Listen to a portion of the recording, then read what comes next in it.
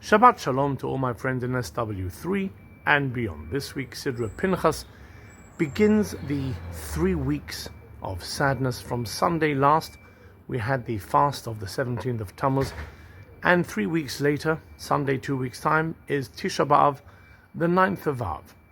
The 9th of Av, where the destruction of the temple is commemorated, both temples, historically on that same date. And it's a very sad time for the Jewish people, but there are many hints and clues as to how these 3 weeks, and the Talmud even tells us that one day, Tisha B'Av, the saddest day of the year, will turn from sadness into a Yom Tov, into a festival itself. One of the first hints is actually in this week's Sidra. The second sentence begins with Pinchas ben Elazar ben Aaron HaKohen. Pinchas, the son of Elazar, the son of Aaron, the high priest. It's talking about Pinchas, who took the law into his own hands and managed to stop a terrible plague by having to kill a very bad, sinning Jewish man who was seen doing something terrible and inappropriate in front of Moses with a Midianite woman. This act of defiance from Pinchas stopped a plague killing 24,000 people. And sure enough, Pinchas received God's bris shalom, the covenant of peace, because of this act. What's this all about, and why is this week always falling on the same time of the 3 weeks of mourning?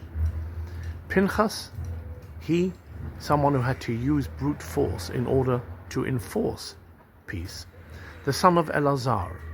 We hear nothing about Elazar, just he is the son of Aaron, and when Aaron dies, Elazar takes over the high priesthood and just does a normal job. Aaron, the original high priest, Aaron is Ohev Shalom V'Roidev Shalom, someone who loves peace and who seeks peace. Aaron was famous for going around making people's disagreements just go away, making people kiss and make up whenever he could. Everyone loved Aaron because he stood for peace in a way that he could negotiate with his mouth. His son Elazar had nothing to do in his lifetime. His grandson Pinchas had to do things in a more physical way.